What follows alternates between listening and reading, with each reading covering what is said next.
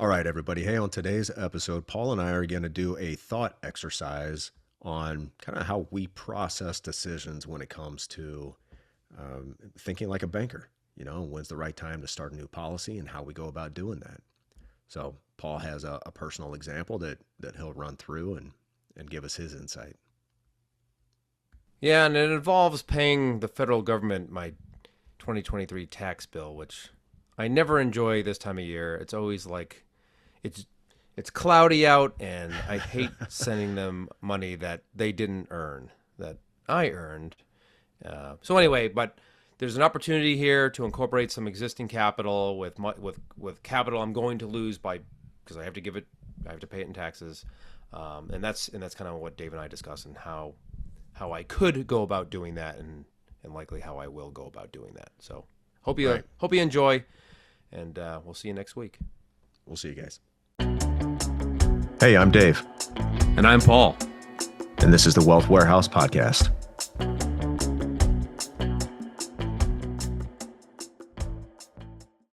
All right, Paul. How's it going, buddy? Good, man. What's going on? Nothing. Just feeling like fall finally. So we were like, there's some kind of crazy. The weather right now is nuts. It's super hot, like in the West and in the upper Midwest, and then it's, all that devastation out east from the floods. Yeah, maybe that dome operator just keeps hitting the wrong buttons. Yeah. But yeah, man, things are feeling more like fall. So it's nice, man. Football, it feels like football season now. Sure. Like it can't feel like football when it's 80 degrees all the time. No. It gives me second thoughts of like moving to Florida or something. I don't know if I'd move there. I know. They get way too much bad weather. And I don't think I'd move to like certain parts of North Carolina, or certain parts of South Carolina. Like these people they don't have any power. Yeah, my mom's house out in Asheville. She's actually in Asheville. Oh, in Asheville, North Carolina. Yeah, that's they're without power for possibly a couple weeks. Very hippie over there. Yeah, they got hit real hard. So I don't think the art district probably exists anymore. Yeah, that's unfortunate. I did want to go there. Yeah, I should have gone there before. You're always like, it'll be there next year. It'll be there. Go, but crazy, man. Sometimes things aren't there next year. The way you never know what happens. The way that southern orange, that orange clay. I'm actually looking at a picture of it right now, and we had this problem in Kentucky too. There's a lot of like under the surface movement in those areas. Like the Corvette Museum is a great example. When it had a sinkhole, like this is, I don't know, maybe 15 years ago now, but all of a sudden the Corvette Museum, in Bowling Green, Kentucky, like the floor opened up and swallowed like a bunch of cars. Some they left down there. Now it's part of the display. But anyway, the whole point is they, in these mountainous regions, especially like Asheville and other places, they're just not equipped to handle certain types of, these storm of the centuries or whatever. So it's unfortunate. Yeah. And we're all going to pay. Yeah, we are. I know. Insurance for everybody's going to go up. We're all going to pay. The supply chain is going to suffer again. Yep. With all the strikes and everything as well.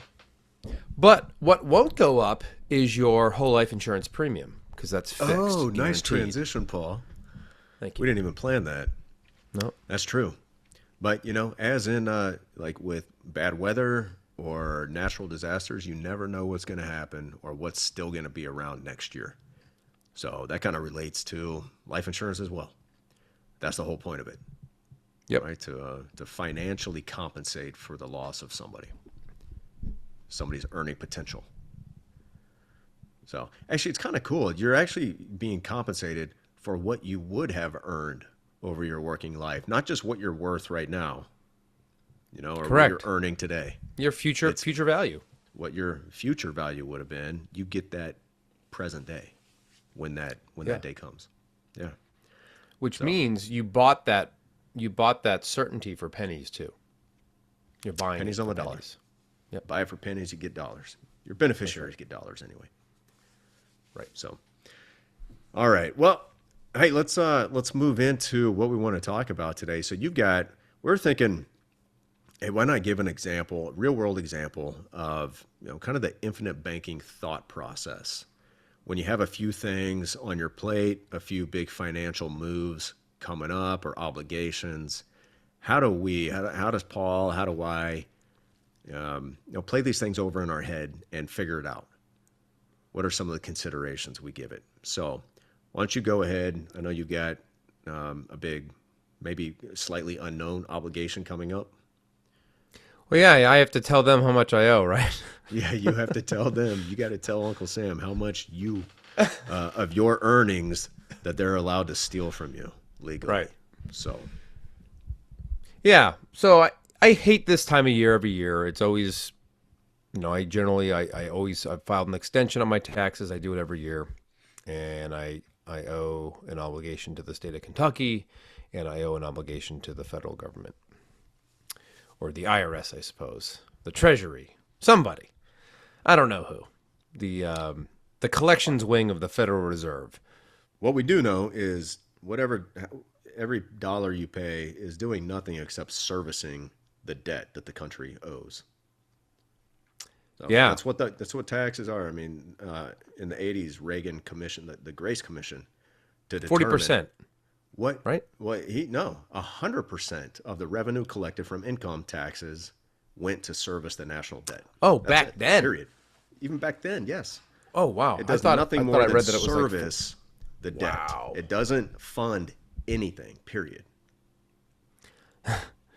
Yeah, we print money for that stuff. We print money for that and just add to the national debt, so you have to pay more taxes to cover a bigger interest bill every year.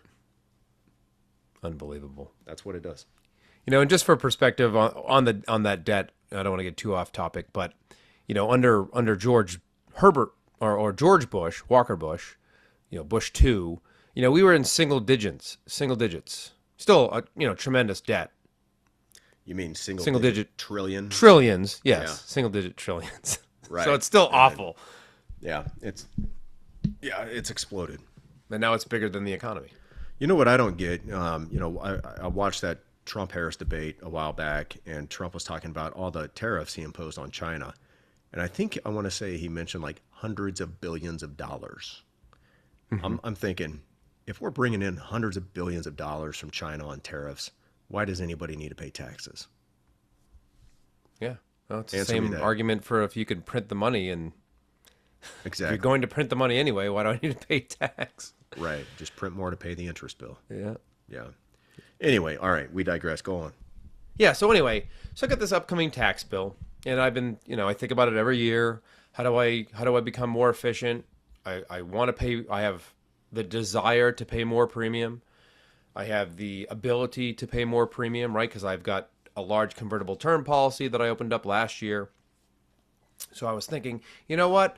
I have no policy loan obligations, although even if I did, it would still be okay to open up new policies. I want to make that clear. Yes, you should make provisions to repay policy loans, but the sequence of how that is done is completely up to me, the banker, right? So, but generally speaking, I did this in a clean way, I think, right? I repaid all my policy loans this year, and now I have money stacking up in somebody else's bank that I want to use for brand new premium, not just next year's premium on existing policies. With me so far? Okay. Got Okay. it. So you've got no loans out. You No got loans. all your premiums paid, and you got for the year. Yep, extra cash that's available still. I do. Okay. Got it. So for recap, so I have this new money, and I have an obligation to pay a federal tax bill here, like in 14 days or whatever it is, right? So I need to take action. So one, action taken last year, opened up large convertible term, which allows me now to quickly, if I want to, open up a new policy, pay new premium. So I'm going to do some sort of combination of this. There's just other things. I got a future windfall coming into play. I'm going to sell this house that I'm sitting in right now next year before we move to Tennessee. I've got a promissory note that comes due 3 January of this year, which is ironically Tammy's birthday. I must have done that on purpose. So I'm expecting multiple windfalls over the next few months. So the question is what to do. So I'm going to tell people, our listeners, what I'm going to do. I'm going to use my 7 existing policies, or a combination of one or two of them, probably, to pay the 2023 federal tax bill and Kentucky state tax bill, which I won't have next year because I moved my business. Anyway, so little tip there. I'm going to use the money I've been saving for new premium and the windfall money to open up a new policy. I'm going to fund, I haven't determined though, and we've been kind of talking about it amongst ourselves on how I'm going to do that. Am I going to prepay the policy for 10 years using one of the premium deposit fund riders? Some people like them, some people don't. It's up to every individual. But the idea is to capture as much new premium as possible. So is that a prepaid policy over 10 years that's a smaller annual premium year to year? That's the most conservative play. Or do I prepay for just a short amount of time and have a larger policy, more death benefit?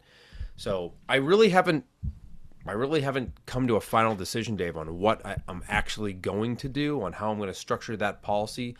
But I guess to wrap this all up, the whole point is I've got money stacking up in someone else's bank. I've got this large obligation. I need to find out the best way to be as efficient as possible and open up this new policy. So I'm going to use the existing money and the tax money to pay.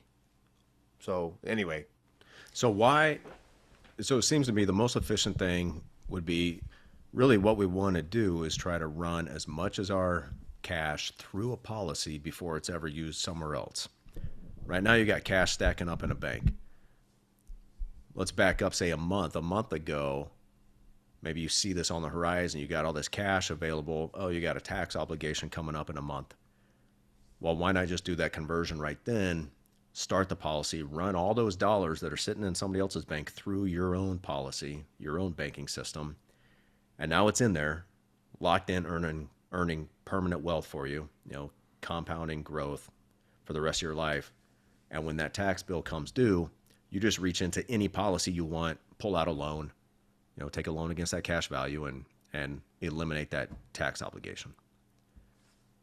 Right? Yeah, there's something else in play that I don't want to mention because it has to do with one of the perks of this business, I guess. But yes, I could totally do that. I think for me it's kind of the unknowns. I don't know the exact timing of one of the windfalls, and I want to be cognizant of that. Mm-hmm. Is it fairly guaranteed? Yeah, but I want to be careful. So yes, I could absolutely do that. I could take the money I owe in tax plus the money I've got in existing, open up a new policy, and then just use a fresh loan from an existing policy to pay the tax bill. No question. Sure. But whether you do that, you did that a month ago, now, or you do that a month from now or 2 months from correct. now. It doesn't really matter. It doesn't really matter because you've got money earmarked that you're going to put towards a new policy. Right. In the meantime, you're going to take policy loans to go pay that tax bill. Right. Now, some could argue that, well, hey, the cash you have on hand, why don't you just use that to pay the tax bill and take a loan down the road to open up your new policy? Yeah, you could do that. Yes. You could do that as well. Yep. We typically don't advise anybody to take a loan against their policy to open another policy. That's not something we really advise. No. Is it 6 of one, half a dozen of the other? Yeah, probably. But it's kind of nice. You've already earmarked this cash. This is for a new policy. You have other capital available whenever you need it to cover anything else. So that makes sense to me. You're going to access that capital, pay that bill. In the meantime, this money's earmarked for when you're ready to start that new policy. Yeah, and we harp on this a lot, but what I've been finding, in the premium levels that we're generally recommending for people based on their income, is that, I need to up my premium. I'm not paying enough, and I thought about going to some monthly policies, but anyway. So all said and done, folks, I'm going to route as much capital as I can, new capital, through a policy, and then use that future windfall to then replenish right? Replenish the money I'd taken out of the existing policy. So it'll all work out. Question somebody might have, Dave, is like, well, Paul, let's say you didn't have that windfall. Now you have this large outstanding loan. How do you repay that? And again, I'm the banker. I can do whatever I want. I'll set up an amortization schedule that makes sense for me based on my personal cash flows, and I'll replenish that policy loan over time. Whether that's over a year, 2 years, 3 years, I don't know. It depends. Yeah. If it takes 3 years, it takes 3 years. Yep. It is what it is. But yeah, so you're not going to paint yourself into a corner by committing to too much more premium than you can actually, you can actually pay year over year. Right. Yeah. I like the conservative play, I think. And maybe I'll meet that in the middle somewhere with something that's a little bit bigger premium that I know I can handle, but maybe prepay it for a few years. I don't know. It's just, it's on my mind. Well, so I like that thought process. What it goes to show you, there's not one way to solve any of these things. There's many different ways. That's why we encourage our clients to call it when you got a big financial decision to make coming up. Give us a call. Let's just talk it out. Yep. Let's maybe you and I have seen something firsthand or secondhand that somebody else could benefit from. Yeah, there's a way to do it. Notice I didn't say I'm going to take a massive lump sum single premium PUA in the first year and dump it in, then take a massive policy loan. I'm not going to do that. Okay. So yeah, kind of a topic for another discussion, which we've actually covered. Yep. The lump sum. Yep. So I like one of the words you used. You said, I'm going to take new capital to create this new policy. So by that, I think that's a great, just the fact that you said new capital, because you have access to a whole lot of capital. You could go in there and reach in and take cash value loans to whatever amount you want to start a new policy. But you've made the decision that you want to start a new policy with new capital. Right. New capital, and if I'm smart on this one, I'll use what I would consider lost capital, the tax bill. So not only the new capital to pay the premium, to incorporate as premium, but perhaps there's a way to incorporate some of the tax bill. Anyway, I haven't determined how exactly I'm going to do it yet, but well, I mean, you've already there's done no that great way to do it. Your tax bill is going to be paid with cash value existing loans. money. So you've already captured that cash value that's going to be compounding for you forever, even while it's out paying your tax bill. It's still going to be growing in the background. And as soon as you pay it back, you have access to it again. So, yeah, you just have to guard against being so greedy, because the only way to do what I was saying there would be to do a massive or an increased single lump sum. And I don't want to do that. You could in a certain scenario, I suppose, but it's not ideal, right? There's trade-offs. I'd be eating up all that term conversion with more term, which doesn't help me necessarily. Right. So well, let's move to, you were talking about the premium deposit fund. So you said, okay, let's just grab a number out of the air. You got $100,000. Okay. Now you want to put that $100,000 into a premium deposit fund, which what that is an account that money resides with the insurance company. It grows at an interest rate, or you earn an interest rate that they state, and that fund is used to draft the premium to pay your premium every year for anywhere from 3 years to 10 years. So let's look at those two options. So let's say you have $100,000 and you could put it into a premium deposit fund, and you could do, one of, like 8 things, but let's say 2 things. Either use that for 3 years of premium or 10 years of premium. So you put $100,000 in 3 years. If you wanted to have the company use that full $100,000 for the next 3 years to pay a premium, you're probably going to get somewhere like $36,000 per year of premium. So, because obviously, if you guys are doing the math and following along with me, 35 times 3 is more than 100. But you actually get more premium for less dollars if you use the premium deposit fund. Yeah, a simple way to think about it is you get a discount. You pay You get a 100, discount. you get the effect of 105 or 104. There you go. Or if it's a long duration PDF, maybe that turned into 118. I don't know. You know, Yeah, we'd have to pull right. out the numbers, but yes, you're absolutely right. So you could do that. So that would mean that's a large premium, let's say. So that's $35,000 a year premium. Then starting year 4, you're paying out of pocket now $35,000 a year for that premium. Right. Or you could use that same $100,000 and put that into a PDF Max and let it reside there for 10 years and cover 10 years worth of premium. The premium obviously is going to be a lot smaller. So let's say it's $12,000 a year. Sure. So now at the end of 10 years, you haven't paid anything out of pocket other than that 100 grand you put in 10 years ago. You got to say, call it $120,000 worth of premium in there. And then what's happening at the 10 or 11 year mark with the dividend? Yeah, so what's cool, and I've run these scenarios for myself. So what's cool about this is this is a really conservative approach to doing this. If you're okay with that 100 grand being kind of locked up, right? Which this could be a very good opportunity for somebody who's got a windfall coming their way and they say, I don't want to blow it. I don't want to do what I've done before and spend this money. Right. Right. And have nothing to show for it. So let's put it away. Yeah, if you were willing to make this IRA money or 401k money, let's say, if you're treating it like that, then this would be a perfect place to put it, right? It's kind of out of sight, out of mind, and you put your policy on cruise control. But to answer your question, year 11, in the scenario that I ran on myself, at year 11, the dividend was large enough to pay the base premium on the policy.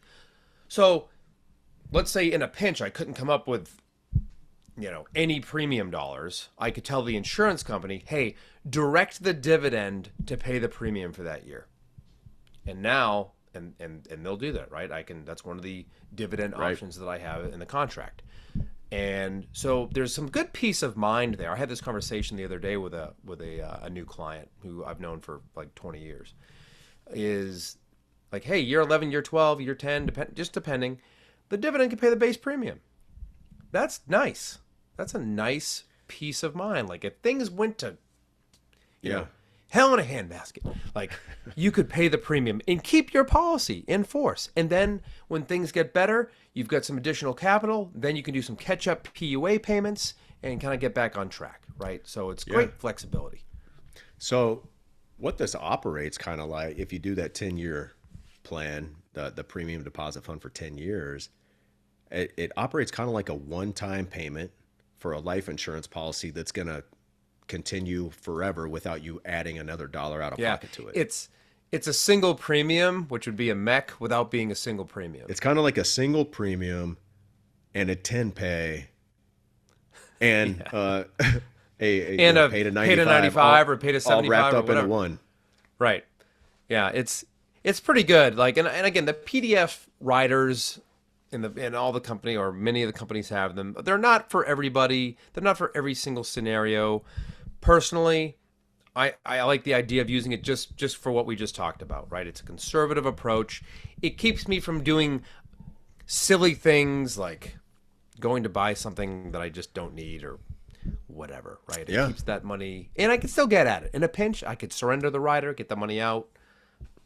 Sure, you still have access to it. Still have access to it. You just can't put it back in when you take it out, and then you got to start paying the premium out of pocket, which no big deal. Right. But so you still have access to it. And what else do you have access to after it pays the first year's premium? Some of the cash value. Cash value, right? So you're still going to have access to cash value. It's going to grow every year. And even at year 11, let's say you decide to let the premium let the dividend pay the premium. So premium offset.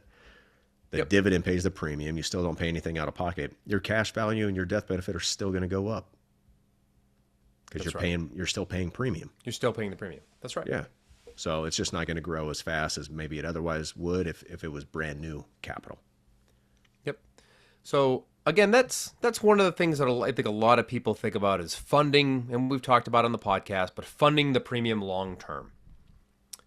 And of course, read your whole life contract if you have one. There's non-forfeiture provisions built into that contract that only exist with whole life insurance. Right. and premium offset being one of them. So I found this PDF situation, this scenario, to be a really good strategy for people, a lot of people approaching retirement, maybe in their late 50s, even 60, early 60s, where, a lot of people sell an asset at that time. The Sure. kids are moved out of the house. Selling They're going to business. downgrade. They're going to snowbird, or they're just going to pick up and move to a more, weather-friendly and tax-friendly state. Yeah, and they're downsizing.